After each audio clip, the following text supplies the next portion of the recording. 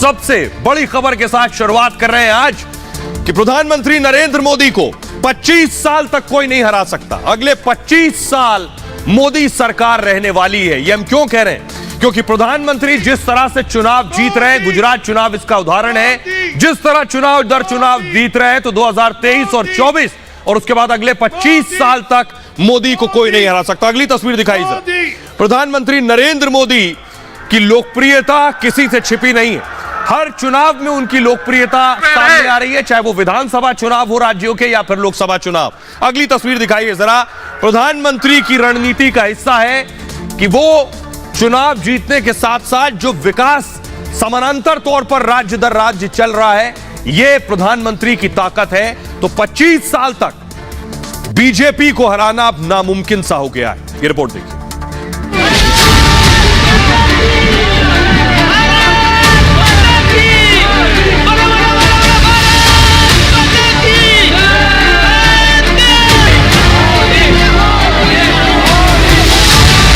अब मोदी को सत्ता से हिलाना मुश्किल ही नहीं, नामुमकिन भी लग रहा है। अगले 25 साल तक देश में बीजेपी का राज रहेगा। आने वाले 2047 तक देश के प्रधानमंत्री नरेंद्र मोदी ही होंगे।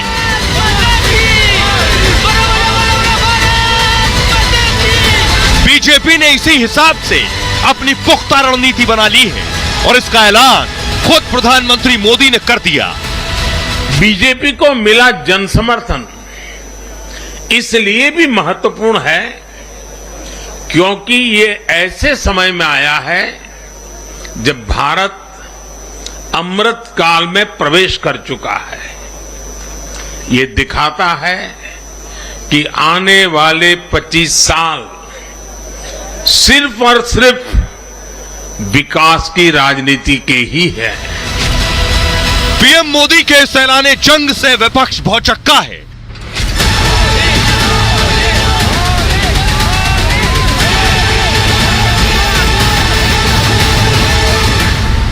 हैरान है और परेशान भी।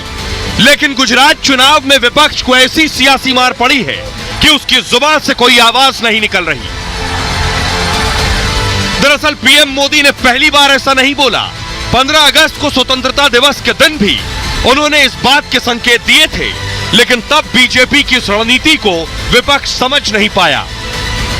हमने नए संकल्पों को आधार बनाना है, नए संकल्पों को लेकर के चल पड़ना है। यहां से शुरू होकर अगले 25 वर्ष की यात्रा, जब हम आजादी के शताब्दी मनाएंगे, नए भारत के सृजन का यह अमृत काल है। दरअसल गुजरात चुनाव में बीजेपी को 50% से ज्यादा वोट मिले हैं और 86% से ज्यादा सीटें। अब अगले 25 साल तक मोदी की जीत का यही मंत्र होगा। हर राज्य में टारगेट 50% वोट।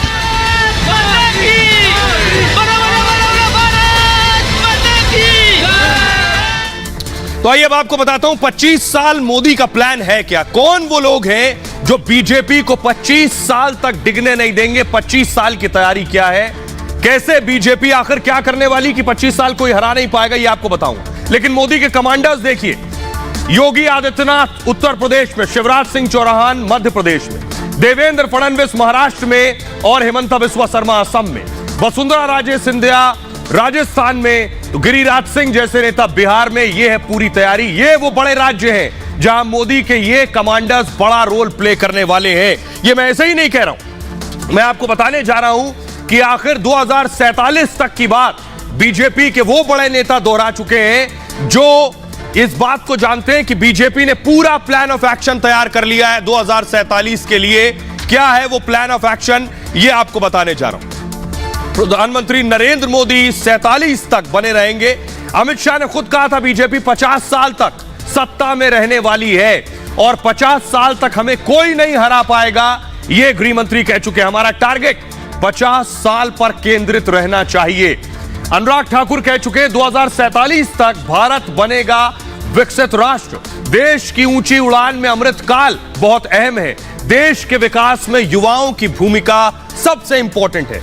निर्मला सीतारमण वित्त मंत्री कह चुकी हैं, सबके प्रयास से भारत का विकास होगा। 2047 तक भारत विकसित राष्ट्र बनेगा। 2047 का टारगेट यह है कि देश की आजादी के 100 साल हो जाएंगे 2047 में, और बीजेपी का टारगेट 47 तक है। पीएम मोदी ने विकसित राष्ट्र का आह्वान किया है।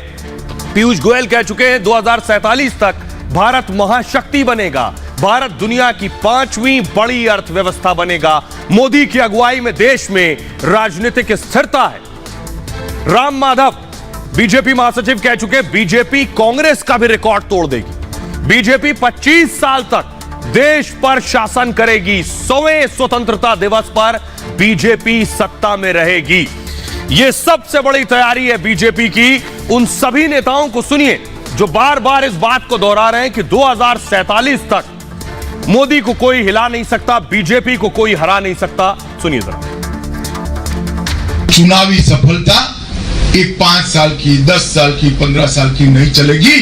जिस प्रकार से आजादी के बाद कांग्रेस को एक लंबे समय तक पार्लियामेंट से पंचायत से पार्लियामेंट तक 50 साल तक शासन करने का मौका मिला, भारतीय जनता पार्टी के कार्यकर्ताओं ने 50 साल तक पंचायत से लेकर पार्लियामेंट तक विजय ही विजय की कल्पना करनी चाहिए। 50 साल तक हमें हटाने वाला कोई नहीं है। कांग्रेस पार्टी 47 में आई तो 67 तक कांग्रेस पार्टी को कोई हरा नहीं पाया था।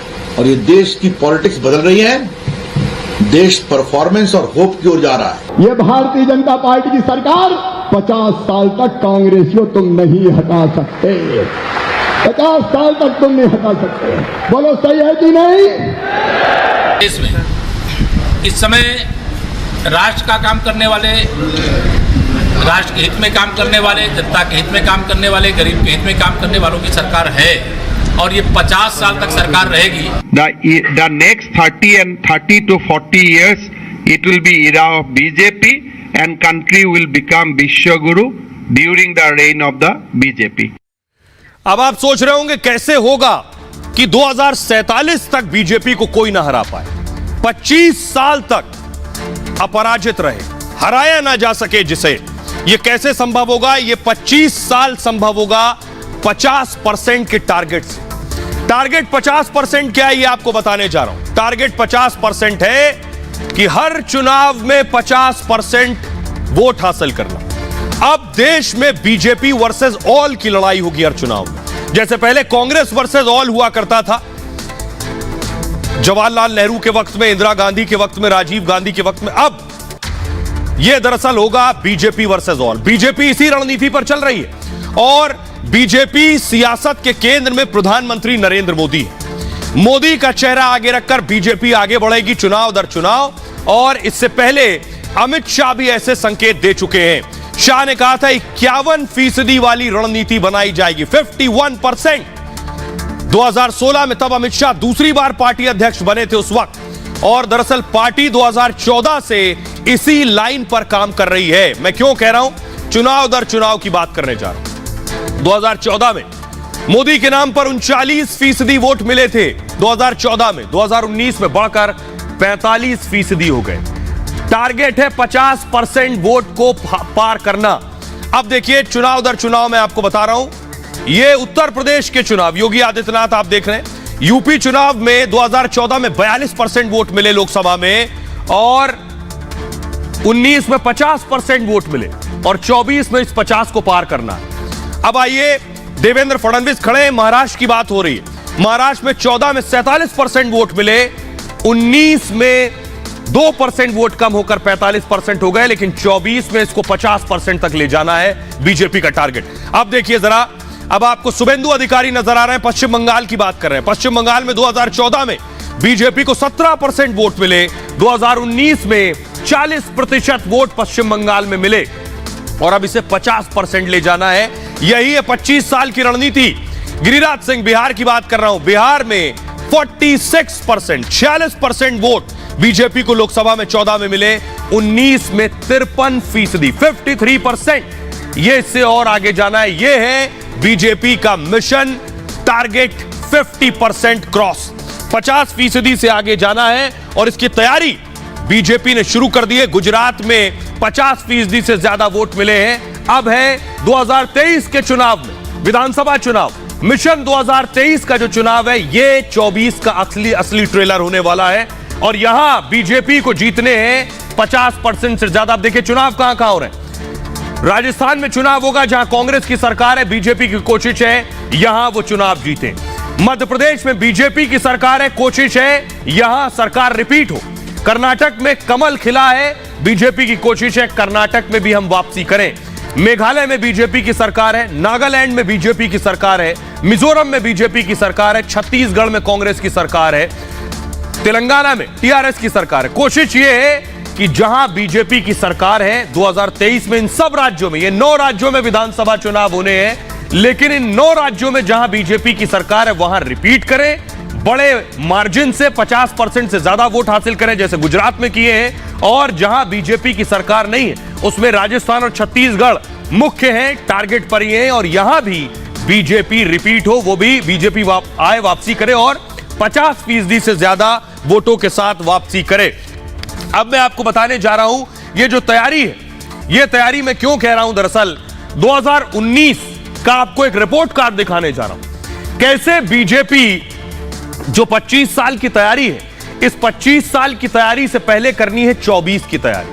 2024 में मार्जिन बड़ा होगा तो 25 साल का टारगेट सेट होगा। तो 24 की तैयारी है 400 पार की, 24 में 400 से ज्यादा सीटें जीतने की तैयारी है।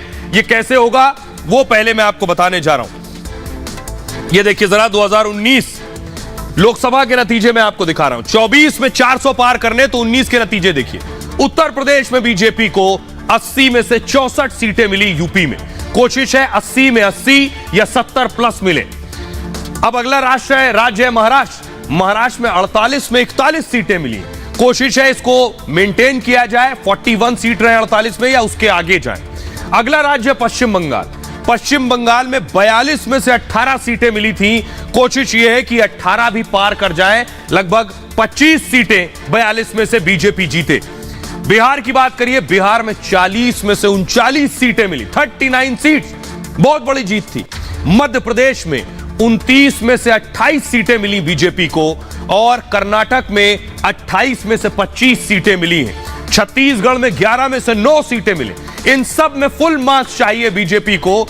अगर 2024 में अगर 400 पार सीटें जीतने का बीजेपी का लक्ष्य है। अब जरा सुनिए, प्रधानमंत्री मोदी ने खुद कहा गुजरात जीतने के बाद कि मैंने जो मेहनत की, मेरी मेहनत ने यानी नरेंद्र की जो मेहनत थी उस वजह से भूपेंद्र ने भी नरेंद्र का रिकॉर्ड तोड़ दिया। ऐसी ही मेहनत पीएम आगे भी करने वाले हैं 24 तक। सुनिए सर। मैंने गुजरात के भाई बहनों और युवाओं से कहा था कि इस बार नरेंद्र का रिकॉर्ड टूटना चाहिए और मैंने वादा किया था कि भूपेंद्र नरेंद्र का रिकॉर्ड तोड़े, इसलिए नरेंद्र जी जान से मेहनत करेगा। और गुजरात की जनता ने तो रिकॉर्ड तोड़ने में भी रिकॉर्ड कर दिया। तो बीजेपी का टारगेट है 2024 में 400 सीटें पार। अभी 300 पार है, क्या 24 में 400 सीटें पार होंगी? क्या देश में आज तक किसी ने 400 सीटें पार की हैं? और हुई है तो कब हुई है? और क्या बीजेपी पार कर पाएगी 400? देखिए जरा, ये आपके सामने आ गई लोकसभा की तस्वीर संसद की। अब तक देश में 17 लोकसभा चुनाव हुए, 17। केवल एक बार 17 चुनाव में सिर्फ एक बार किसी सरकार को 400 सीटें मिली हैं। 1984 में कांग्रेस के 404 सांसद लोकसभा पहुंचे थे। तब कांग्रेस 543 लोकसभा सीटों पर चुनाव लड़ी थी, 543 पर लड़ी और 404 जीते। उस वक्त बीजेपी के केवल 2 सांसद जीते थे, सिर्फ 2 सांसद। बीजेपी को ये सीटें गुजरात और आंध्र प्रदेश में मिली थी। उस वक्त गुजरात और आंध्र प्रदेश में एक सीट। वाजपेयी और आडवाणी भी चुनाव हार गए थे उस वक्त, सोचिए, क्योंकि तब कांग्रेस के लिए सहानुभूति लहर थी, क्योंकि प्रधानमंत्री इंदिरा गांधी की हत्या कर दी गई थी और उनके सुरक्षा गार्डों ने उन्हें गोली मार दी थी। यह वजह थी कि सिंपैथी वोट राजीव गांधी के साथ था। चुनाव के बाद राजीव गांधी प्रधानमंत्री बने थे और उसके बाद यानी 84 के बाद किसी भी पार्टी को पूर्ण बहुमत नहीं मिला। बहुत बड़ी बात है। जब भी कोई सरकार बनी तो पार्टियों के गठबंधन से बनी। अब देखिए जरा, लेकिन 2014 के चुनाव में सब कुछ बदल गया पूरी तरह से। मोदी की अगुवाई में एनडीए को सत्ता मिली। गुजरात के मुख्यमंत्री नरेंद्र मोदी प्रधानमंत्री बने, जिसके बाद उन्होंने पीछे मुड़कर नहीं देखा और 2019 में दोबारा एनडीए सरकार बनी और नरेंद्र मोदी दोबारा प्रधानमंत्री बने। दोनों ही बार बीजेपी को अकेले बहुमत था, 300 से ज्यादा सीटें थीं, लेकिन मोदी ने सत्ता में एनडीए दलों को भी भागीदार बनाया था। उस दौरान 300 से ज्यादा सीटें तो मोदी ने 2014 और 19 में जीत ली, लेकिन 24 का टारगेट, क्या लोग भी मानते हैं कि बीजेपी 2024 में 400 सीटें पार करेगी? 25 साल कोई नहीं छू सकता। सुनिए जरा। माननीय मोदी जी का जो कहना है कि 2047 तक भारतीय जनता पार्टी सरकार रहेगी, तो ये सही मायने बिल्कुल सही। कोई भारतीय जनता पार्टी ने सरकार बनने के बाद जो विकास कार्य किए हैं उससे जनता बहुत ही खुश है और 2047 ही नहीं बल्कि और आगे 25 साल भी, मतलब 50 साल भारतीय जनता पार्टी सरकार ही रहेगी। विश्व पटल पर भारत विश्व गुरु की ओर अग्रसर है और सरकार कैसे चलती है, सरकारी विभाग कैसे चलते हैं, कैसे गरीब जनता को लाभ पहुंचाया जा सकता है, एक एक व्यक्ति कितनी ईमानदारी के साथ अपनी जीरो टॉलरेंस की पॉलिसी पर जो मोदी जी काम कर रहे हैं, मुझे लगता है मोदी जी ने बिल्कुल सही कहा है कि 2047 की तैयारी है। मोदी जी हमारे देश के यशस्वी प्रधानमंत्री है, उन्होंने हमारे देश को उज्जवल भविष्य दिया है, आने वाली जनरेशन को भी उज्जवल भविष्य दिया है और आने वाले भविष्य के लिए जो योजनाएं वो ला रहे हैं उसमें कोई भी निसंदेह जनता को कोई संदेह नहीं है कि वो 2047 नहीं उसके आगे भी भारतीय जनता पार्टी को लेके जाएंगे। लेकिन बीजेपी के लिए कुछ राज्य में हो सकता है पूरी सीटें मिल जाएं, आसान लड़ाई हो। उसमें उत्तर प्रदेश एक है, राजस्थान है, गुजरात है और कुछ राज्य हैं, लेकिन कुछ राज्य में बड़ी टफ फाइट हो सकती है, कठिन लड़ाई है 400 तक पहुंचने के लिए। कौन से वो राज्य हैं जो 400 पहुंचने में रोड़ा हो सकते हैं? पहले महाराष्ट्र में 3 दल कांग्रेस, एनसीपी और शिवसेना अगर मिलकर चुनाव लड़ते हैं तो टफ फाइट होगी। बीएमसी में साबित हो गया, बीएमसी में भी साथ लड़ने को तैयार नहीं। महाराष्ट्र में 48 सीटें और ये जो नया गठबंधन है इसका एक्सपेरिमेंट भी बीएमसी में होने वाला है, जो बीजेपी और शिंदे की पार्टी का है। पिछली बार शिवसेना साथ थी बीजेपी के महाराष्ट्र में और इस बार शिवसेना महाअघाड़ी में है। बीजेपी यहां 45 सीटें जीतना चाहती है, 48 में से 45 सीट्स महाराष्ट्र में। अगला राज्य जहां टफ फाइट होगी वो है कर्नाटक। कर्नाटक में मुकाबला टफ है। क्यों? क्योंकि यहां कांग्रेस पार्टी भी मजबूत है, कांग्रेस और जेडीएस मिलकर चुनाव लड़ सकती है और यहां और जेडीएस भी ताकतवर है यहां। ऐसे में मुकाबला कर्नाटक में भी दिलचस्प होने वाला है। अगली टफ फाइट होगी पश्चिम बंगाल में। इस बार बंगाल में करो या मरो की असली लड़ाई होगी, क्योंकि बंगाल में 18 सीटें, लगभग 42 में से 18 सीटें बीजेपी के पास हैं। अब बीजेपी का टारगेट है उससे ज्यादा जीतने का। इसकी जिम्मेदारी प्रधानमंत्री मोदी की पहली है और पीछे उनके सिपाहसालार शुभेंदु अधिकारी की होगी। 2019 में पार्टी ने जबरदस्त प्रदर्शन किया था, सबसे ज्यादा अब तक की सीटें जीती थी पुराने लोकसभा चुनाव के मुकाबले। 2024 में भी बीजेपी ने अपनी रणनीति बदली, विधानसभा में शानदार प्रदर्शन से उम्मीद और बढ़ गई है। अगला राज्य जहां लड़ाई टफ होगी वो है बिहार। बिहार में जेडीयू और आरजेडी एक साथ है और बिहार में नीतीश ने पाला बदल लिया है। साथ ही साथ मूव कीजिए से पाला बदलने के बाद 2019 में मोदी के साथ थे, तेजस्वी के साथ अब आ चुके हैं। तो ये यहां कांटे का मुकाबला होना तय है बिहार के अंदर, क्योंकि उपचुनाव में बीजेपी ने जीत दर्ज की है। यह झटका है। जेडीयू और आरजेडी का गठबंधन जो है, 8 तारीख को जो नतीजे आए, बिहार में उपचुनाव हुआ, एक सीट पर वो बीजेपी जीत गई, यानी इस गठबंधन की नाकामयाबी थी बिहार में। अगला जो राज्य है वो है तेलंगाना। बीजेपी को तेलंगाना से बहुत उम्मीदें हैं। पार्टी ने कई चुनाव में अच्छा प्रदर्शन तेलंगाना में किया है और इसलिए चंद्रशेखर राव परेशान है सबसे ज्यादा बीजेपी से।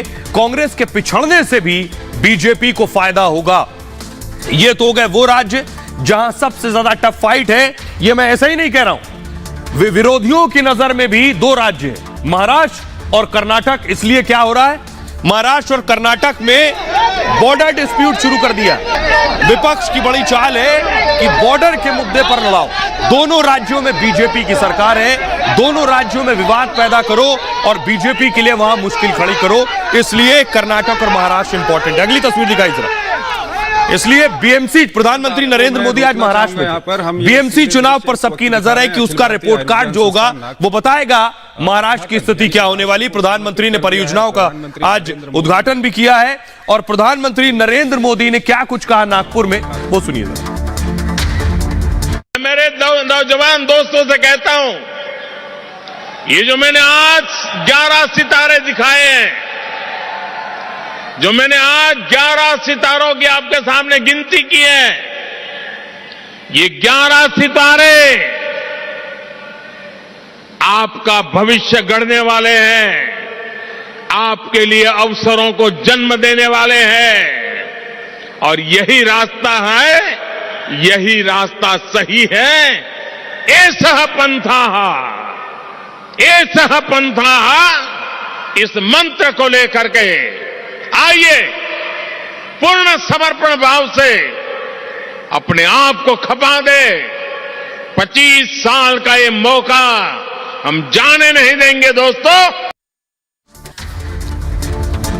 तो 2024 में 400 पार और 25 साल तक का टारगेट। खबरों में आगे बढ़ते हैं। योगी आदित्यनाथ भी इस टारगेट में बड़ी भूमिका निभाएंगे।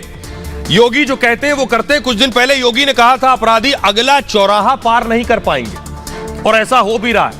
यूपी में अब पुलिस एक्शन में आ गई। तैयारी ये है कि इस चौराहे पर अगर किसी ने कोई अपराध किया है तो अगले चौराहे से पहले उसे ढेर कर दिया जाए। ऐसा ही हुआ। तस्वीरें दिखाने जा रहा हूं। पहली तस्वीर दिखाई जरा, ये आप देख रहे हैं। एक महिला के साथ लूट हुई, महिला के साथ लूट हुई। ये देखिए, लड़की के साथ लूट कर रहे हैं, उसके साथ लूटपाट करने के बाद ये यहां से फरार हो गए। ये यूपी की तस्वीर दिखा रहा हूं। इस चौराहे से निकले, अगले चौराहे पर ढेर कर दिए गए। अगली तस्वीर दिखाई जरा, ये है अगले चौराहे पर एनकाउंटर हो गया इनका। ये यूपी में योगी का स्टाइल, ये ढेर पड़े हैं और योगी का स्टाइल काम करने का यही है। योगी ने पिछले दिनों यही कहा था, अगर इस चौराहे पर अपराध किया तो अगला चौराहा पार नहीं कर पाओगे। वो शुरू हो गया यूपी में। देखिए रिपोर्ट।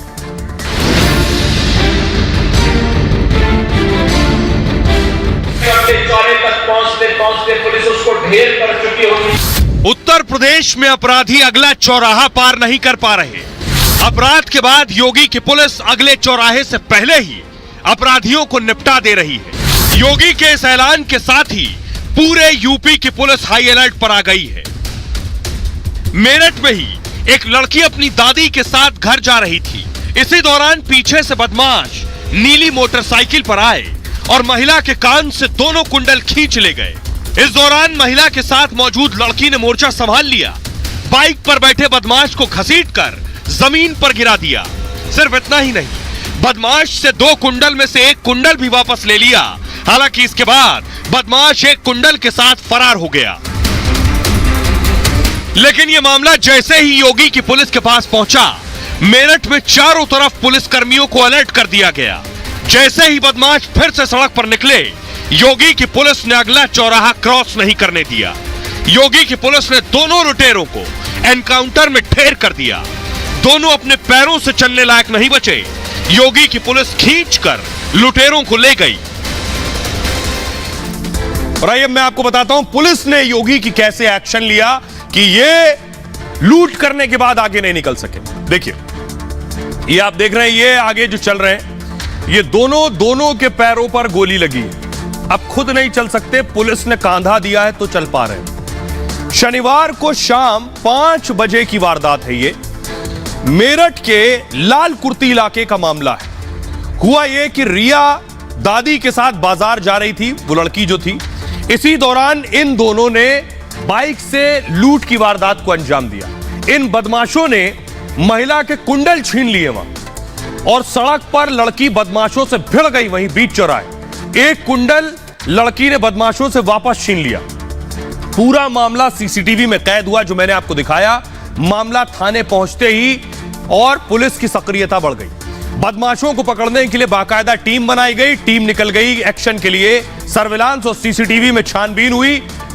बुचाड़ी रोड पर पुलिस ने बदमाशों को घेर लिया, जिसके बाद बदमाशों ने पुलिस पर फायरिंग कर दी और बदले में पुलिस ने एनकाउंटर कर ढेर कर दिया इन्हें। दोनों बदमाशों के पैर में गोली लगी है। सिर्फ 6 घंटे में पुलिस ने बदमाशों को पकड़ लिया। सिर्फ 6 घंटे के अंदर पकड़े गए बदमाशों के नाम सचिन और शिवम है, जो अभी पुलिस गिरफ्त में है। दोनों बदमाशों ने अपना अपराध भी कबूल कर लिया है। सुनिए जरा एसएसपी मेरठ रोहित सांगवान क्या कह रहे हैं, उन्हें सुनिए। बाइक पर सवार 2 बदमाशों के द्वारा एक महिला के कुंडल लूटने की घटना कारित की गई थी। टीम के द्वारा इलेक्ट्रॉनिक सर्विलांस और सीसीटीवी कैमरों की मदद से बदमाशों को थाना लालकुटी क्षेत्र अंतर्गत बुशे रोड के पास लोकेट किया गया। पुलिस टीम के द्वारा जब बदमाशों की घेराबंदी की गई तो बदमाशों के द्वारा पुलिस टीम पर जान से मारने की नीयत से फायर किया गया। पुलिस पार्टी के द्वारा भी आत्मरक्षार्थ फायर किया गया, जिसमें घटना में शामिल दोनों बदमाशों के पैर में गोली लगी है। बदमाशों के द्वारा घटना कारित करना स्वीकार किया गया है। पुलिस टीम के द्वारा मात्र 6 घंटे के अंदर पूरे घटनाक्रम का अनावरण किया गया है। अब आपको बताता हूं कि उत्तर प्रदेश में जो एनकाउंटर हो रहा है, हर कुछ घंटों में एक एनकाउंटर होता है। योगी का ये स्टाइल है और इससे बाकायदा पूरे यूपी में खौफ है। देखिए जरा, ये पूरे उत्तर प्रदेश का नक्शा है। आप देखिए जरा, मेरठ में 3459 एनकाउंटर हुए योगी राज में, बरेली में 1440 एनकाउंटर हुए, लखनऊ में 481, कानपुर में 455 एनकाउंटर हुए, आगरा में 2095, प्रयागराज में 436 एनकाउंटर, वाराणसी में 656 और गोरखपुर में 374। सबसे ज्यादा देखिए मेरठ में और आगरा में हुए। हर दिन औसतन 5 एनकाउंटर हो रहे हैं, हर रोज 5 एनकाउंटर। पिछले 5 साल में 9434 एनकाउंटर हो चुके हैं। 2017 से लेकर अप्रैल 2022 तक का यह आंकड़ा है। 9000 से ज्यादा एनकाउंटर हुए और अपराध पर योगी का जीरो टॉलरेंस है, वो नजर आ रहा है इस पूरे उत्तर प्रदेश के नक्शे में। और योगी का यही स्टाइल जो है, यही स्टाइल लोगों को पसंद भी आ रहा। आइए उत्तर प्रदेश के बाद आपको लिए चलते हैं हिमाचल। हिमाचल प्रदेश में सरकार जरूर बन गई, लेकिन सरकार कितने दिन की है ये मैं आपको बताने जा रहा हूं। तस्वीर दिखाइए, पहली तस्वीर प्ले कीजिए, फर्स्ट प्लेट, पहली विजुअल दिखाइए कि आखिर कैसे, ये आप देख रहे हैं आज शपथ ग्रहण हुआ बाकायदा। ये वो तस्वीर आपको दिखा रहा हूं। राहुल गांधी प्रतिभा सिंह के गले लग रहे हैं। यही सीएम का होने का दावा कर रही थी कि मुख्यमंत्री मुझे ही बनना है। राहुल गांधी ने मंच पर आने के बाद सबसे पहले इन्हें ही गले लगाया, क्योंकि इनको मनाना पहली जिम्मेदारी थी। इतना ही नहीं, अगली तस्वीर दिखाई था। अगली तस्वीर प्रियंका भी आई तो प्रियंका ने ही इन्हें भी गले लगाया, यानी सबको इन्हें ही मनाना है। और यही अगर नाराज हो गई तो कांग्रेस की सरकार कितने दिन है कोई नहीं जानता, क्योंकि ये मुख्यमंत्री बनना चाहती थी। अगली तस्वीर दिखाई, मुख्यमंत्री बन गए सुक्खू और ये प्रतिभा सिंह उनके साथ आप देख रहे हैं। गुलदस्ते को लेकर भी लड़ाई हो गई, ये भी आपको दिखाऊंगा। अगली तस्वीर दिखाई, सुक्खू ने शपथ ले ली। ये शपथ ग्रहण की तस्वीरें हैं। लेकिन शपथ के साथ हिमाचल में क्या सब कुछ ठीक हो गया या सब कुछ ठीक नहीं है? All is not well Himachal में। ये रिपोर्ट देखिए जरा।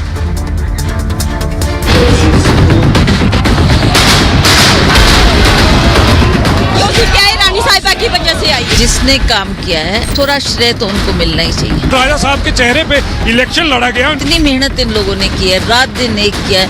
सुखू जी की बात कर रहे हैं, वो तो केवल अपनी सीट के लिए लड़े। लोगों को लगता था कि इस मेहनत का इनको फल मिलना चाहिए था, उसकी वजह से थोड़े लोग निराश थे। हिमाचल की रानी प्रतिभा सिंह के सपने ही रह गए। कांग्रेस की जीत के बाद प्रदेश अध्यक्ष प्रतिभा सिंह सीएम पद के लिए दावा ठोक रही थी, लेकिन आलाकमान ने उनके बजाय सुखविंदर सिंह सुक्खू पर भरोसा जताया। मैं सुखविंदर सिंह सुक्खू ईश्वर की शपथ लेता हूं कि मैं विधि द्वारा स्थापित भारत के संविधान के प्रति सच्ची श्रद्धा और निष्ठा रखूंगा।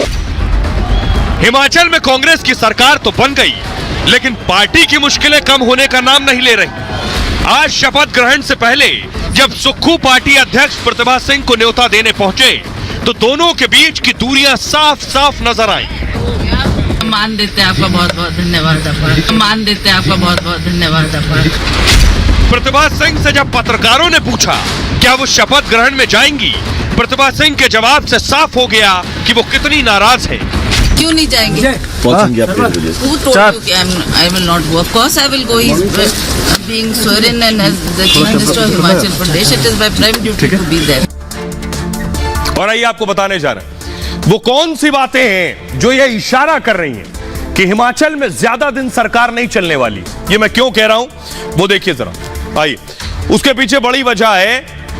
वजह यह है कि बहुत से नेता नाराज हैं। कैमरा टिल डाउन कीजिए, जिप टिल डाउन कीजिए। ये आप देख रहे हैं, दरअसल हिमाचल में सरकार कितने दिन है कोई नहीं जानता। सीएम पद की दावेदार प्रतिभा ने राहुल गांधी को कहा गया, न्योता दिया है। जिप नजदीक लेकर आइए। न्योता दिया है राहुल गांधी को, और न्योता दिया है शपथ ग्रहण के बाद राहुल को लंच पर बुलाया था। राहुल ने लंच पर जाने से इनकार कर दिया और नाराज प्रतिभा शपथ ग्रहण के बाद घर लौट गई। इतना ही नहीं, प्रतिभा सिंह राहुल प्रियंका को छोड़ने नहीं गई, सी ऑफ करने। समर्थकों ने कहा राहुल ने रानी का अपमान किया है। आलाकमान ने प्रतिभा के बजाय सुक्खू को चुना है और प्रतिभा के बेटे विक्रमादित्य चाहते थे कि उनकी माताजी मुख्यमंत्री बने। प्रतिभा सिंह वीरभद्र सिंह की पत्नी है। वीरभद्र सिंह कांग्रेस के मुख्यमंत्री रहे हिमाचल में, अब उस दुनिया में नहीं है। ऐसे में प्रतिभा सिंह और विक्रमादित्य दोनों नाराज हैं, यानी मां बेटे दोनों नाराज हैं। प्रतिभा सिंह की अगुवाई में पार्टी ने चुनाव लड़ा था, यही अध्यक्ष थी। प्रतिभा ने कहा वीरभद्र सिंह के नाम पर मुझे जीत मिली है तो मुख्यमंत्री मुझे बनाया जाए, हमें नजरअंदाज नहीं किया जा सकता। सुक्खू के सीएम बनाए जाने से प्रतिभा गुट नाराज है। विद्रोह कर सकते हैं प्रतिभा गुट के विधायक, इसकी भी संभावना है। कल क्या होगा कोई नहीं जानता। प्रतिभा सिंह से हमारी सहयोगी ने जब पूछा कि राहुल गांधी को आपने लंच पर बुलाया था, वो नहीं आए तो पहले तो मुकर गई, ऐसा है नहीं। फिर खुद उन्होंने बोला कि राहुल गांधी के पास वक्त नहीं था। सुनिए जरा। ने राहुल गांधी जी से कहा था कि शायद वो लंच पर आए और उन्होंने मना कर दिया। किसने बोला आपको ऐसा? एक तो आप लोग पता नहीं कहाँ से खबरें लेते हैं। ना मैंने बोला, ना मैंने क्यों इनवाइट नहीं किया लंच के? उनके पास टाइम ही नहीं था। उन्होंने अभी भारत जोड़ो यात्रा में जाना वापस। पर आपने पूछा था कि नहीं? नहीं, मैंने नहीं पूछा। ना मैंने लंच के लिए पूछा और ना मैंने कोई ऐसा इन्विटेशन उनको दिया। अच्छा, आज विक्रमादित्य कैबिनेट में शामिल को किया जा रहा है, इस तरह की जानकारी तो है, लेकिन शपथ नहीं हुई। तो क्या आप उम्मीद करते हैं कि ठीक है, जैसा हाईकमांड ने निर्णय किया है, जैसा फैसला किया है उसके मुताबिक चलना है हमको। अगर वो चाह रहे हैं कि 2-4 दिन आप इंतजार करो फिर हो जाएगा तो हो जाएगा। उसमें कोई ऐसी बात नहीं है कि we are so desperate about it, ऐसा कुछ नहीं। लेकिन ये कंफर्म है कि विक्रमादित्य कैबिनेट का हिस्सा बने। बिल्कुल बिल्कुल। आपकी भूमिका अब क्या रहने वाली है आगे? मुझे पार्टी का अध्यक्ष बनाया तो मैंने पार्टी को मजबूत करना है, पार्टी को सशक्त रखना है और आगे भी पार्टी में लोग जोड़ने हैं, हमारी सरकार का संदेश उन तक पहुंचाना है। तो ये मेरा दायित्व है। मैंने पहले भी किया, इलेक्शन से पहले भी किया, अब इलेक्शन के बाद भी करूंगी। क्या आप नाराज हैं? बिल्कुल नहीं। क्या आप उदास हैं? भाई शुड आई बी उदास और नाराज? सरकार हमारी बन रही है, एफर्ट हमने किया, मेहनत हमने की, सरकार को लाया, इसमें क्या नाराजगी है? खुशी है हमको। तो प्रस्ताव रखा जा रहा था तो आप सुक्खू जी के नाम पर नहीं मान रहे, ये तो सच है? नहीं, ये बात ठीक है कि मैंने जरूर कहा था कि भाई जिसने काम किया है थोड़ा श्रेय तो उनको मिलना ही चाहिए, है ना। जिसने रात दिन भाग दौड़, मैंने कम से कम 40 से 45 मीटिंग्स हर क्षेत्र में की है। हर क्षेत्र में हर जहाँ जहाँ मांग आई कि आप उनको भेजो उनको भेजो, मैंने हर जगह तो लोगों को लगता भी इतनी मेहनत इन लोगों ने की है, रात दिन एक किया है। कहाँ पांगी भरमौर, कहाँ लाहौल स्पीति। ये तो प्रतिभा सिंह कह रही हैं, लेकिन उनके समर्थक क्या कह रहे हैं? हम बार बार कह रहे हैं कितने दिन की सरकार, ऐसा ही नहीं कह रहे हैं। समर्थक क्या कह रहे हैं वो सुनिए जरा। एक बारी भी राजा वीरभद्र सिंह जी का कोई नारा स्टेज से नहीं दिया। जो पूरे हिमाचल के लिए एक पूजनीय थे राजा वीरभद्र सिंह जी, और उनका नारा ना लगना पूरी जनता की तौहीन है, हिमाचल की जनता की तौहीन है। दुखी इस बात से नहीं है, दुखी इस बात से है ना, पूरे हिमाचल में देखो सबसे ज्यादा दौरे इनके रहे हैं। एक कमिटमेंट होती, कोई कैबिनेट में नाम लिया जाता, वो तो पार्टी के साथ अभी भी खड़े हैं, हमें समझा रहे कुछ नहीं है, बट हमारे दिल में तो ये है ना कि उनको जो मान सम्मान मिलना चाहिए था, आज कैबिनेट में उनका नाम ले लेते। गांधी परिवार से जो सबसे बड़े लीडर है, जिसको कि एक चेहरा माना जा रहा है कि प्रधानमंत्री नेक्स्ट कांग्रेस का प्रधानमंत्री होगा सेंटर में, लेकिन वो यहाँ आने के बाद भी श्री हमारे जो रिस्पेक्टेड है और पूजनीय है राजा वीरभद्र सिंह की श्रद्धांजलि के ऊपर उन्होंने एक शब्द तक नहीं कहा।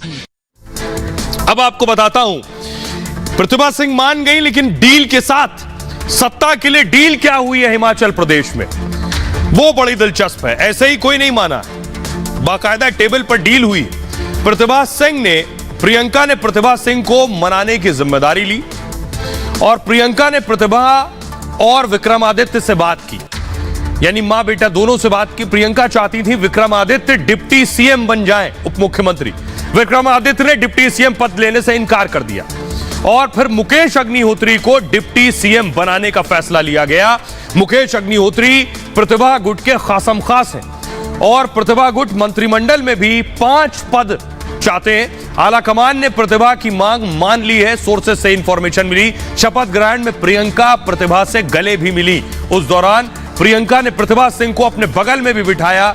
शपथ से पहले के दौरान सुक्खू ने प्रतिभा की नाराजगी दूर करने की भी कोशिश की है। क्या नाराजगी दूर हुई, और नाराजगी दूर हुई है तो कितने दिन के लिए दूर हुई है यह भी साफ नहीं, लेकिन सुनिए प्रतिभा सिंह के सुपुत्र विक्रमादित्य, वीरभद्र सिंह के बेटे विक्रमादित्य क्या कह रहे हैं। मेरी कोई भी व्यक्तिगत इच्छाएं नहीं है। मैंने पहले चुनावों के समय में भी कहा था, चुनावों के परिणाम के बाद भी कहा था, और आज फिर से उस बात को दोहरा रहा हूं कि I have no personal agenda और नो पर्सनल एक्सपेक्टेशंस। बीजेपी को हमारे अंदर झांकने की बजाय अपने परिवार पे झांकना चाहिए। हम एक थे, एक है और एक रहेंगे। सरकार को मैंडेट कांग्रेस पार्टी की सरकार को मिला है। मजबूत सरकार हिमाचल में ठाकुर सुखविंदर सिंह सुक्खू जी के नेतृत्व में चलेगी और हम अपनी जिम्मेवारियों का निर्वहन करते हुए जो वादे हमने किए हैं, चुनावी वादे, उनको हम पूरा करेंगे। तो अभी शपथ ग्रहण हुआ है, 5 साल बाद सरकार बनी है, तो सब कुछ अच्छा लग रहा है। कुछ दिन बाद, 6 महीने बाद, 1 साल बाद फिर यही स्थिति होगी और फिर आगे क्या होगा कोई नहीं जानता। बहरहाल खबरों में आगे बढ़ते हैं। केजरीवाल का एमएलए मोदी का फैन, गुजरात में चुनाव हो गए, नतीजे आ गए, केजरीवाल के 5 एमएलए चुनकर आए। प्रधानमंत्री का फैन है केजरीवाल का एमएलए। अगली तस्वीर दिखाई जरा, ये है एमएलए भूपत। भूपत प्रधानमंत्री मोदी के फैन है, जरा सुनिए पहले। उससे पहले आपको बताता हूं कि आखिर भूपत भयाणी ने क्या कहा है, कि जिससे पता चलेगा आपको उनकी फैन फॉलोइंग प्रधानमंत्री की कितनी है, जो केजरीवाल के विधायक भी उनके मुरीद हो गए। भूपत भयाणी कह रहे हैं, ये आप देख रहे हैं केजरीवाल के साथ भूपत भयाणी आगे खड़े हैं गमछा डालकर आम आदमी पार्टी का। मैं नरेंद्र मोदी को पसंद करता हूं। नरेंद्र मोदी देश का गौरव है और मोदी और शाह का ऐतिहासिक जनादेश है।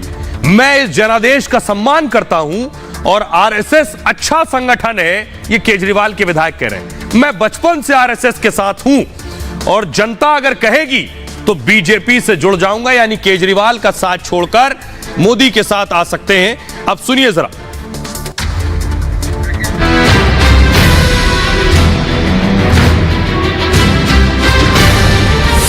गुजरात में आम आदमी पार्टी की सरकार बन रही है, ये आज आप नोट कर लीजिए, ये भविष्यवाणी भी नोट कर लीजिए और ये भविष्यवाणी सही होगी। लिख लिख कर गुजरात जीतने का दावा करने वाले केजरीवाल 182 में कुल जमा 5 विधायक ही जितवा पाए और ये 5 भी केजरीवाल के लिए बीजेपी का किला भेदने जैसे थे। गुजरात एक तरह से बीजेपी का गढ़ माना जाता है, उस किले को भेदने में हम सफल हुए। जैसा मैंने कहा कि इस बार किला भेदने में सफल हुए, आप सबके आशीर्वाद से अगली बार किला जीतने में भी सफल होंगे हम सब लोग मिलके। बीजेपी का किला भेदने वाले केजरीवाल के विधायक अब बीजेपी के उसी किले में जाने की तैयारी में हैं। केजरीवाल के विधायक भूपत भयाणी तो प्रधानमंत्री मोदी के फैन हैं, मोदी की तारीफ में कसीदे पढ़ रहे हैं। माननीय श्री नरेंद्र भाई, अमित भाई शाह साहब, मुख्यमंत्री श्री भूपेंद्र भाई पटेल साहब और प्रदेश अध्यक्ष श्री CR पाटिल साहब, ये सभी नेताओं को देख के गुजरात की जनता ने जो जनादेश दिया है, जो रिकॉर्ड है आज़ादी के बाद 75 सालों में, इतना जनादेश किसी भी पार्टी को नहीं मिला है।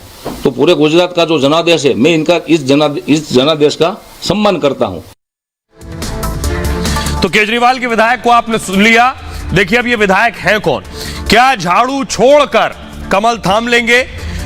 गुजरात में केजरीवाल के दरअसल 5 विधायक जीते और भूपत भयाणी नाम है इनका। भूपत भयाणी विसावदार सीट से चुनाव जीते। भूपत भयाणी को 65,675 वोट मिले थे। बीजेपी प्रत्याशी को 58,771 वोट मिले। 6,904 वोटों से केजरीवाल के एमएलए की जीत हुई। इस क्षेत्र में भूपत एक दबंग नेता की छवि है इनकी। भूपत की पहचान सामाजिक कार्यकर्ता के तौर पर भी है, लेकिन आम आदमी पार्टी से पहले भूपत बीजेपी में ही थे। 2 साल पहले बीजेपी छोड़कर आम आदमी पार्टी में शामिल हुए थे। अब चर्चा है एक बार फिर बीजेपी में चले जाएंगे। ये मैं नहीं कह रहा हूं, केजरीवाल के विधायक को सुनिए, वो खुद कह रहे हैं। मैं अपने विधानसभा क्षेत्र के लोगों से पूछूंगा, वो कहेंगे तो बीजेपी में चला जाऊंगा। सुनिए। मैं अपने विस्तार में अपने किसानों को, अपने सभी जनता को कैसे उपयोगी हो सकूं, इस दिशा में मुझे भी काम करना होगा। जनता ने मुझे चुनाव जितवाया है, तो मैं सभी को मिलके, सब जो बोलेंगे कार्यकर्ता लोग, हमारी जनता, उस तरह मैं अपना निर्णय करूंगा। और आइए तो केजरीवाल के गुजरात के अंदर जीते हैं विधायक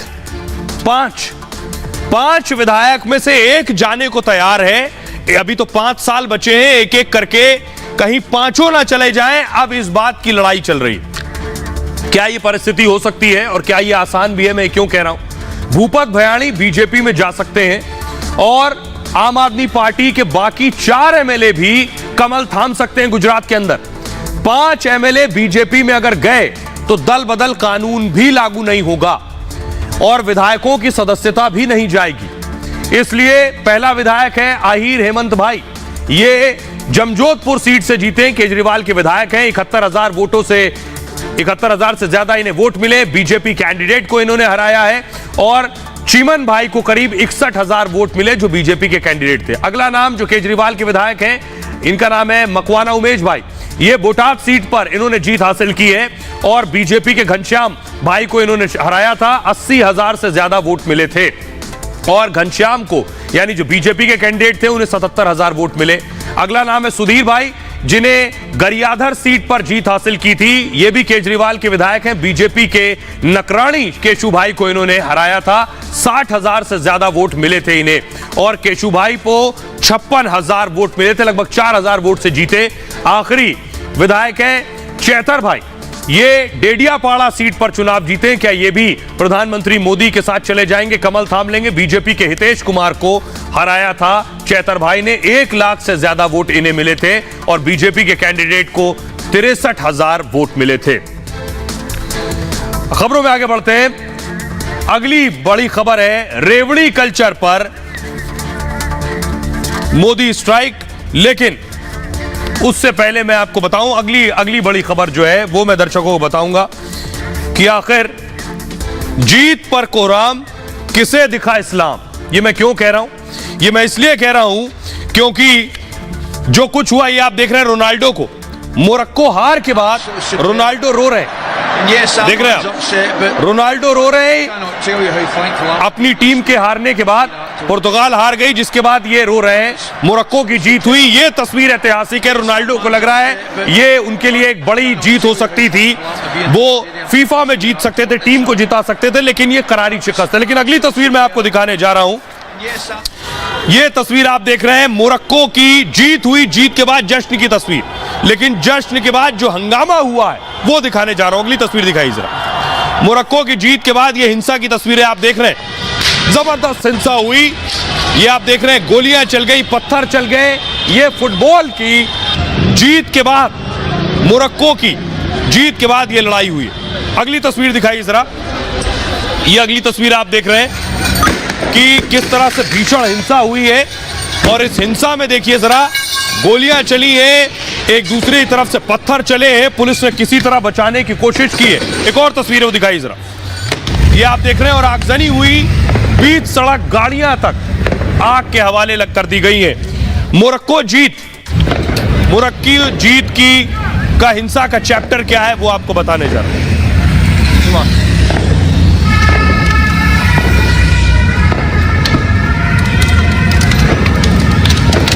अब आइए मैं आपको दिखाता हूं मोरक्को जीत की हिंसा का चैप्टर। आखिर ये लड़ाई हुई क्यों, इस लड़ाई के पीछे वजह क्या है, ये आपको बताने जा रहा हूं। देखिए जरा, वजह यह है कि फीफा वर्ल्ड कप में मोरक्को ने बड़ा उलटफेर कर दिया। क्वार्टर फाइनल में पुर्तगाल को हरा दिया और रोनाल्डो की टीम को हराकर वर्ल्ड कप से बाहर कर दिया। सेमीफाइनल में पहुंचने वाली पहली अरब अफ्रीकी टीम। कुछ लोग मोरक्को की जीत को इस्लाम से भी जोड़कर देख रहे हैं। मोरक्को की 97% आबादी मुसलमान है। जीत के बाद फ्रांस में मोरक्को समर्थकों ने हंगामा शुरू कर दिया। मोरक्को के फैंस ने फ्रांस में हुड़दंग मचा दिया। फ्रांस की सड़कों पर झंडे लहराए, नारेबाजी की गई। रोकने पर पुलिस के साथ मारपीट भी हुई। कई गाड़ियों और दुकानों में आग लगा दी गई। पेरिस, लिली, चैप्स, एलिस समेत कई शहरों में दंगे हुए। दंगाइयों के हमले से फ्रांस में भारी नुकसान हुआ। लीग मैच में मोरक्को ने बेल्जियम को हराया था। जीत के बाद मोरक्को समर्थकों ने बेल्जियम में बवाल मचा दिया। ब्रसेल्स समेत बेल्जियम के कई शहरों में दंगे हुए। सेमीफाइनल में मोरक्को का मुकाबला फ्रांस के साथ होना है। मैच के बाद मोरक्को समर्थक फिर उत्पात मचा सकते हैं। अब मैं आपको दिखाने जा रहा हूं कैसे मोरक्को के जीतने के बाद पाकिस्तान और अफगानिस्तान में सेलिब्रेशन हुए। फुल स्क्रीन लीजिए जरा। पाकिस्तानी और अफगानिस्तानी समर्थक जो थे वो भी जश्न मना रहे थे मोरक्को की जीत के बाद, क्योंकि इसका भी मजहबी चश्मे से देखना शुरू कर दिया गया। पाकिस्तान के लोग और अफगानिस्तान के लोग मोरक्को की जीत पर जश्न मना रहे थे, लेकिन इमरान खान ने इसे सीधे इस्लाम से जोड़ दिया। इमरान खान क्या कह रहे हैं वो देखिए जरा। इमरान खान ने ट्वीट किया। इमरान खान ने कहा कि पहली बार अरब अफ्रीकी देश और एक मुस्लिम टीम फीफा के सेमीफाइनल तक पहुंची है और सेमीफाइनल और उससे भी आगे जाने के लिए मोरक्को को शुभकामनाएं। यह इमरान खान ने लिखा। तो इमरान खान को भी कुछ लोगों ने क्या कुछ कहा ये मैं आपको बताता हूं, क्योंकि इमरान खान ने भी मैच की जीत हार को धर्म से जोड़ दिया। वो इमरान खान जो खुद एक खिलाड़ी रहे। करीम शाहीन कह रहे हैं पत्रकार, उन्होंने लिखा आज मोरक्को की जीत हुई है, एक अरब और अफ्रीकी देश की जीत हुई है, न कि इस्लाम की जीत हुई है। गाद साद प्रोफेसर हैं कनाडा के, वो लिख रहे हैं मैं मोरक्को की जीत का जश्न मना रहा था, मैंने एक बार भी इस्लाम का जिक्र नहीं किया। मैं पूछ रहा हूं कि मोरक्को की जीत को फिलिस्तीन से जोड़ा जा रहा है। यह इमरान खान को किस तरह से टारगेट किया गया। आइए अब आपको बताता हूं, यह पहली बार नहीं हुआ। इससे पहले भी, ये आप देख रहे हैं, इससे पहले भी यही हाल हुआ था। इससे पहले भी जब बेल्जियम के साथ मैच हुआ उसके बाद भी इसी तरह की हिंसा हुई थी। फुल स्क्रीन लीजिए जरा तस्वीर।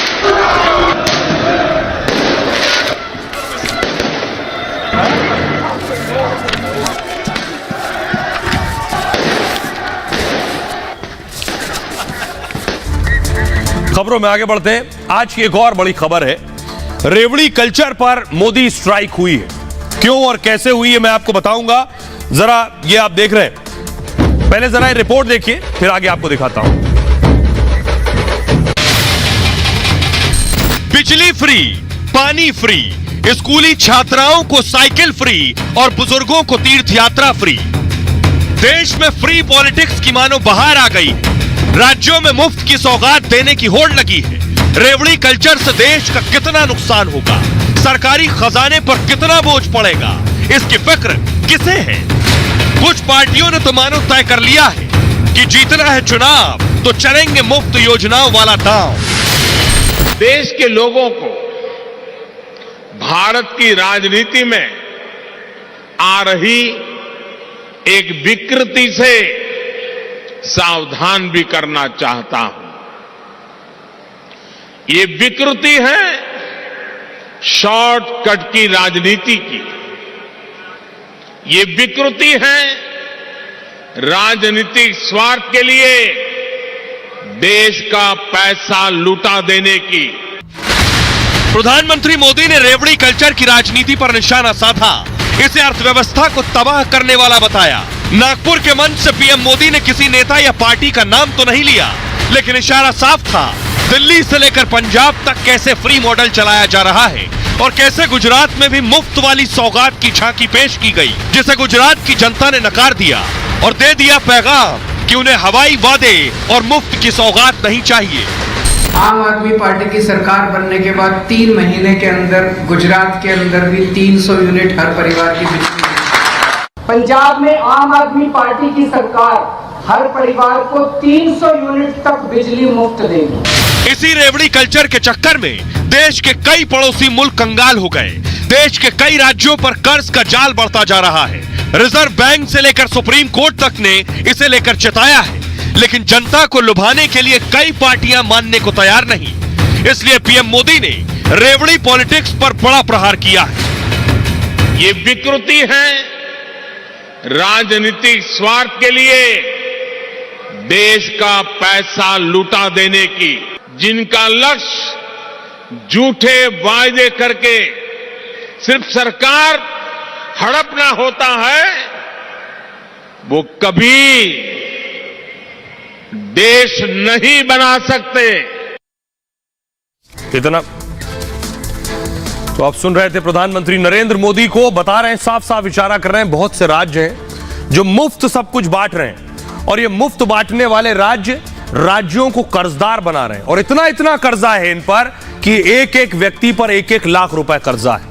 इसलिए जो मुफ्त कल्चर है ये देश को अंदर से खोखला कर देगा, इसलिए ऐसे वादे करने वालों से दूर रहें। बहरहाल ये भारत की बात है, मैं इतना ही। आप अपना बहुत ख्याल रखिए। एक छोटे से ब्रेक के लिए रुक रहे हैं, लौट रहे हैं कुछ और बड़ी खबरों के साथ।